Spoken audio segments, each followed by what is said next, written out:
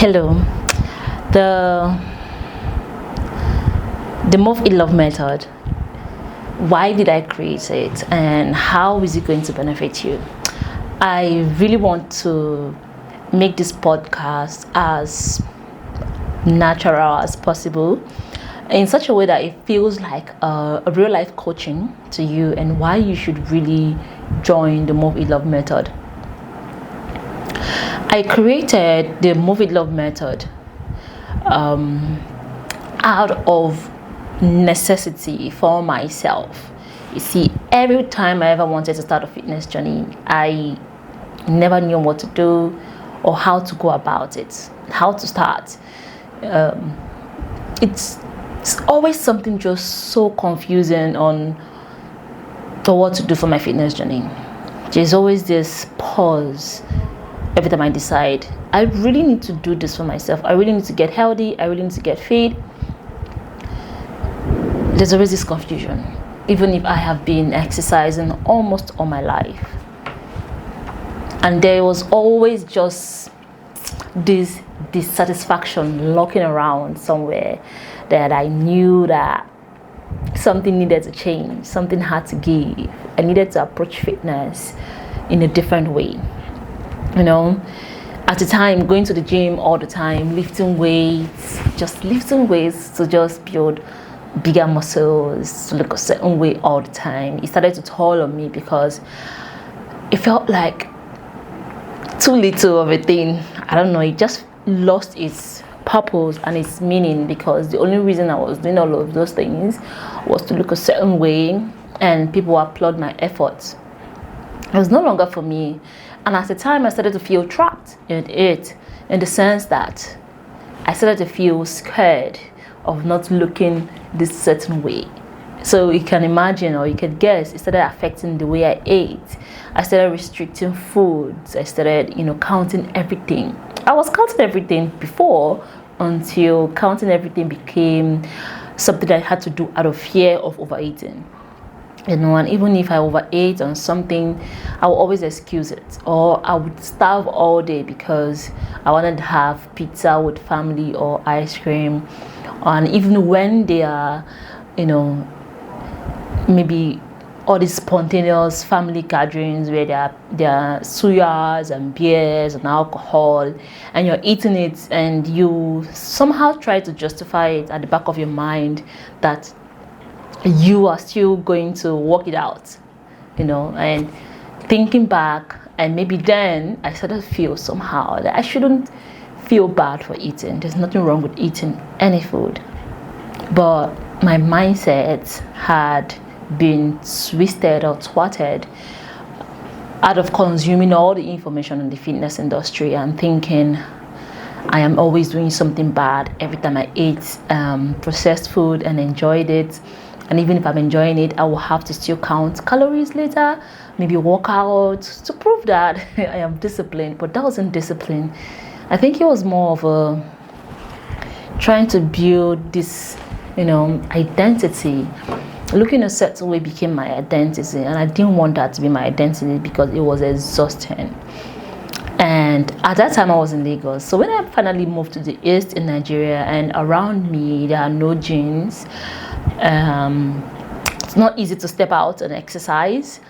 So with limited resources, I was losing this identity I had.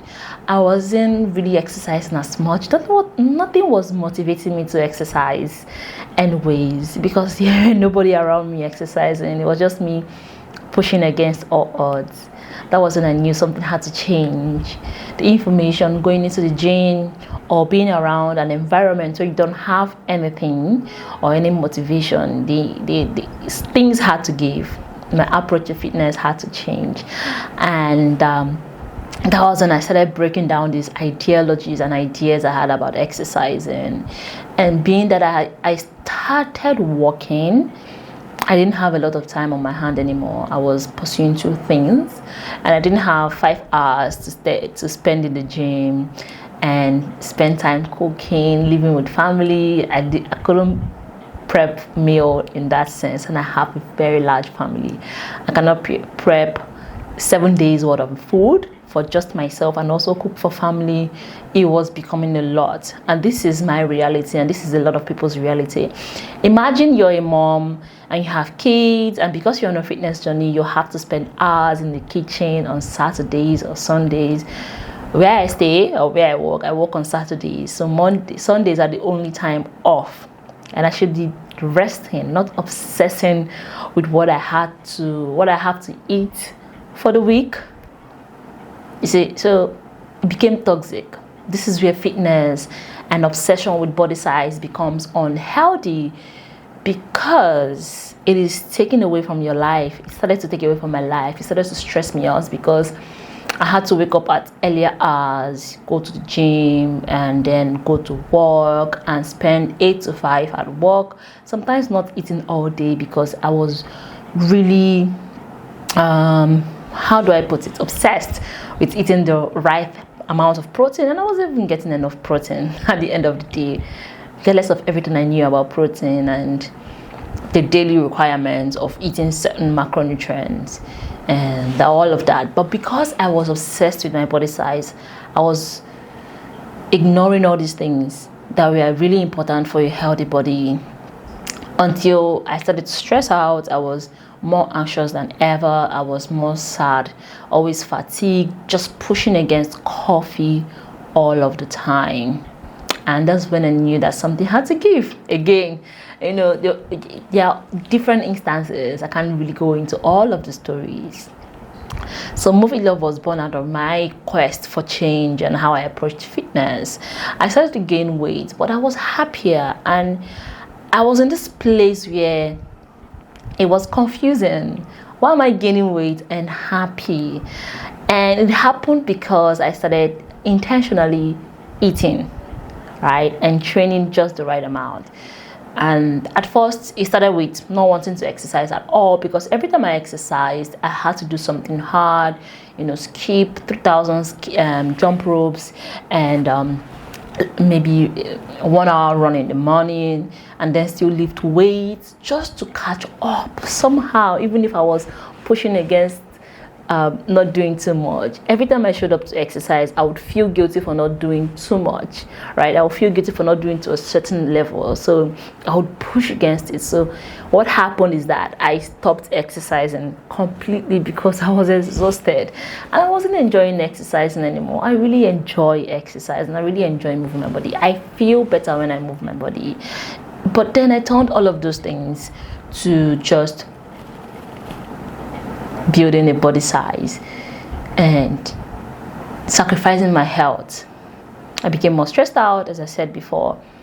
So what I did, I slowed down my movement.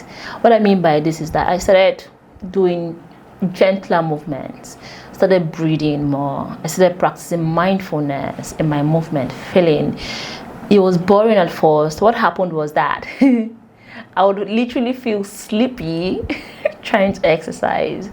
And having done all my research, I figured out that what was happening to me was my body was coming back to its restful state, was coming back to feeling safe again. So when I started to feel safe through exercising, I started to feel sleepy with exercise because my body needed rest. And rest happens in different ways. You see, I was exerting my body by doing strenuous exercises all the time, you know, high cardio, and then after that I do trainings, lifting weights, and jumping jacks, burpees. I could exercise for hours, you see, and pushing myself all on coffee, though I started eating nourishing foods, but my body needed rest.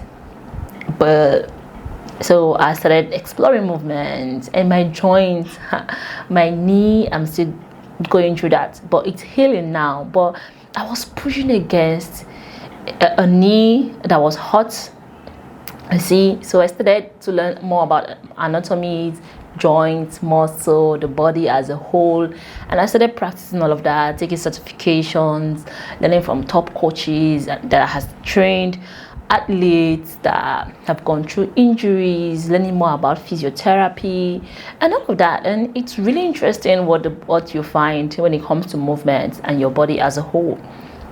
and how nutrition supports, and how is the highest form of self-care, because I started to train in a way that I enjoyed and let go of the ideologies that I had to look a certain way.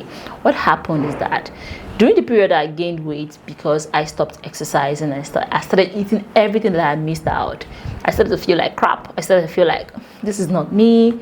I don't like being in a bigger body size, and everybody has a preference. We all want to look a certain way, but it is really important you want to look a certain way for you, in a way that makes you feel good. See, if I don't feel good on the inside, I don't feel good on the outside. So if I'm constantly hungry, constantly over exercising, constantly exhausted, constantly stressed out because I'm not resting, I don't feel good about my body on the inside. And I can say that for a whole lot of people that I've coached. And that is why Move in Love was born. This intro is quite long, but it is everything I wish I had at the start of my fitness journey. Is everything I wish I have right now. Is everything I wish I had in other coaches that had trained me in the past. And it's everything I wish to have going forward.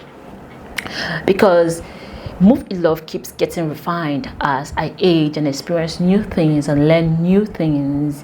You just expand it. As the name is, it's movement, it is eating, and it is loving your body. Loving your body in the sense that you might as well accept your body the way it is, and then get the information you need to get you to where you want it to be. It's loving your body, and I'm not forcing love on anybody, but you certainly have to be grateful for the way your body looks and for your body. And that is what Moving Love is about.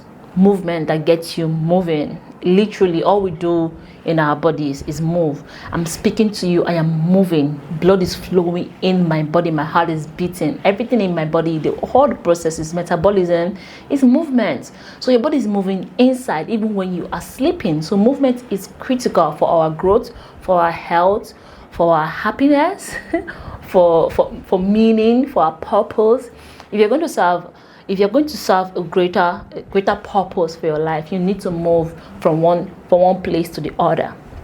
And you need to eat, you need energy, you need to nourish your body. And that is what Move in Love helps you do.